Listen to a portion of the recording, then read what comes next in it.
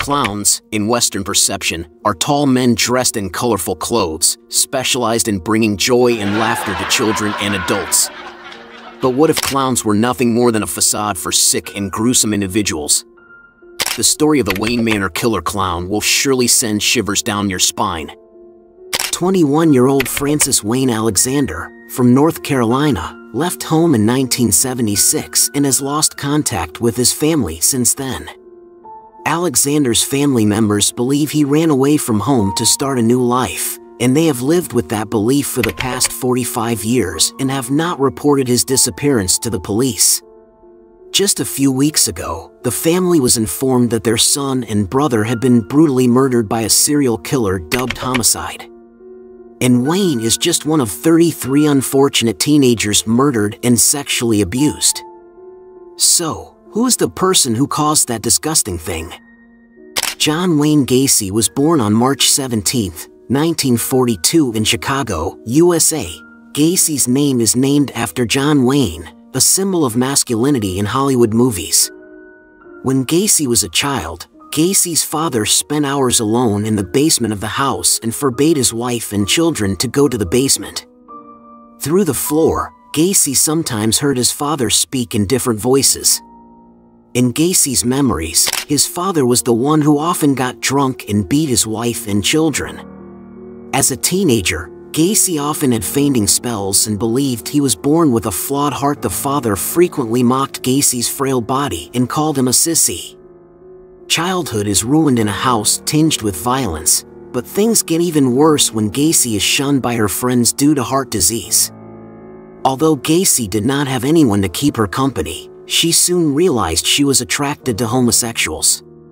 Gacy admitted that she had experienced a period of psychological turmoil due to her unusual sexual orientation. The evil Gacy is gradually awakened when he himself becomes a victim of sexual harassment during one of his mother's visits to a neighbor's house. 5-year-old Gacy was cuddled by a 15-year-old girl in an empty room. When he was 8, Gacy continues to be abused and assaulted by his father's friend, a man over 30 years old. These events left Gacy mentally haunted for a long time and may have been the starting cause of the later formation of a distorted, perverted, and cruel personality. At the age of 20, Gacy ran away from home. Haunted by childhood nightmares, Gacy still tries every day to escape the dark night. In 1963, Gacy graduated from college and worked at a company in the city. Gacy's friendly personality and high productivity have helped her have close relationships with colleagues and advance quickly. Married in 1964, Gacy and his wife became ideal role models for couples as they lived full and prosperous lives. Gacy's approach to local children and pogo clown costumes even helped Gacy win the sympathy of everyone around her. Actively involved in social and charitable causes, Gacy on the Port reveals homosexual tendencies and shows interest in boys. Sick thinking flashes as Gacy practices using a friendly clown cover to reach young children in their teens. Gacy gets closer to the plan to commit depraved acts by building the cellar into a gathering place, having fun with depraved books, newspapers, and movies. After getting the boys drunk, they were curious and playful and made them no longer able to resist. Clown Gacy started sexually assaulting them easily. The peaceful marriage and exemplary civic image did not last long when Gacy was first arrested in 1968.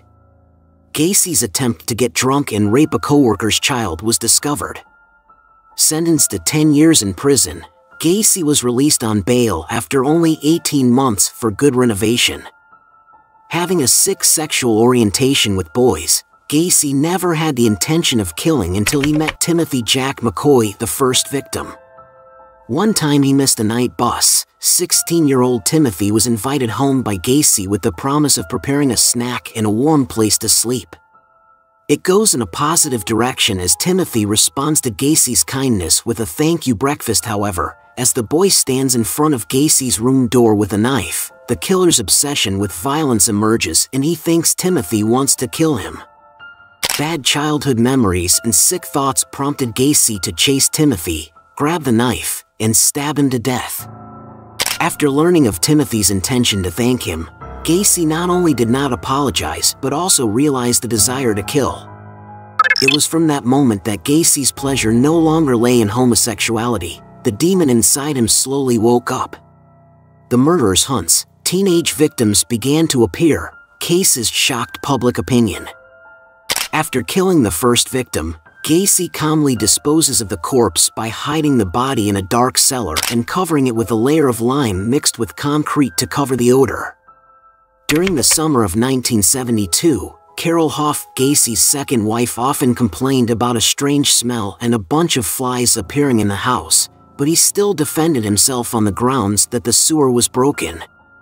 After only a short period of research, Gacy changed his approach to the next victim with the intention of torturing them to death. Accordingly, Killer tried to own a private construction company in Chicago to recruit male employees with the promise of giving them a good opportunity. On the one hand, he approached more victims at the company. On the other hand, Gacy still dressed up as a clown and participated in a charity event, where many children appeared. He even waited at bus stops to catch boys from other provinces or seduce young men at the red light district. After completing the first step, Gacy lures the victim to his home, dousing them with alcohol and drugs so they cannot resist. In the dark cellar, he will perform magic tricks by handcuffing himself and escaping bondage with a secret key. With a simple trick, Gacy asks the victim to do the same and fools him into thinking he will teach him how to unlock it. Control the victim with handcuffs, Gacy continues to commit his sick acts, torturing and raping prey in a clown costume.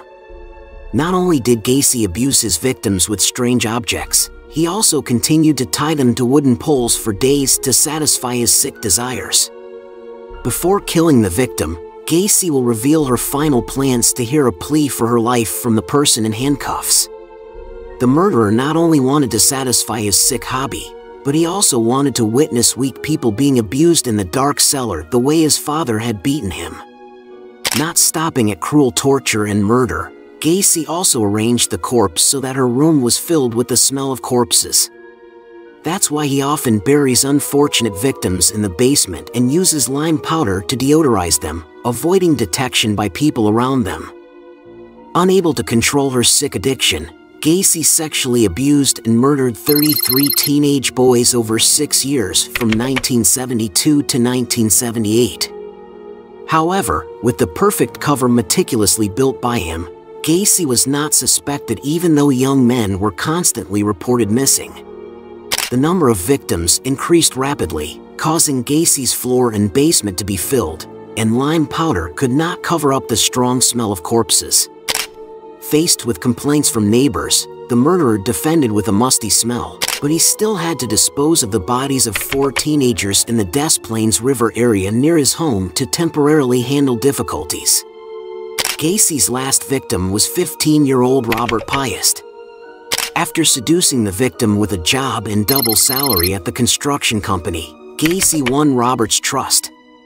Before accompanying the murderer, the 15-year-old boy promised to come back early to attend a birthday party with his mother, but in the end that promise could not be fulfilled. After receiving the missing report, the police began investigating clues from Gacy, the last person Robert Piest met. Local authorities were extremely shocked by S.'s previous conviction of sexually assaulting a minor, because he possessed an extremely perfect cover. During the first inspection of Gacy's house, the police were immediately shocked by the strong and unpleasant smell. Many suspicious items such as guns, handcuffs, cutlery, marijuana, or stimulants at the murderer's house were confiscated. Based on witness testimony, the police conducted a search of Gacy's home again, where they discovered the door leading to a cellar where there were bones scattered in lime powder and a strong corpse smell. The investigation agency also discovered that Gacy once hired a digger to dig a hole in the basement to easily commit the crime. The more evidence was presented, the more strange Gacy showed. He collapsed, trembled, and continuously talked about killing more than 30 people. On December 21, 1978, Gacy was arrested. After bowing his head and pleading guilty, he admitted to killing 33 to 45 people, because the number was too large to remember clearly. Gacy even considered killing the victims as an achievement, drawing a diagram so the police could search for the body in the cellar. In addition, the killer also admitted that he dumped the bodies of 4 people in a nearby river area because the cellar was too cramped. In his testimony, Gacy felt no remorse or fear for what he had done. Gacy confessed to the investigating agency that he often left the victim's body in the bed or attic until he was bored before taking it to the basement to bury it. The guy killer said, "The most important point in his way of killing people is that when prey is handcuffed, the game will end." Some of Gacy's victims died of asphyxiation when he stopped the screams with socks or rags, and many teenagers died without being completely killed because the murderer used many methods of torture.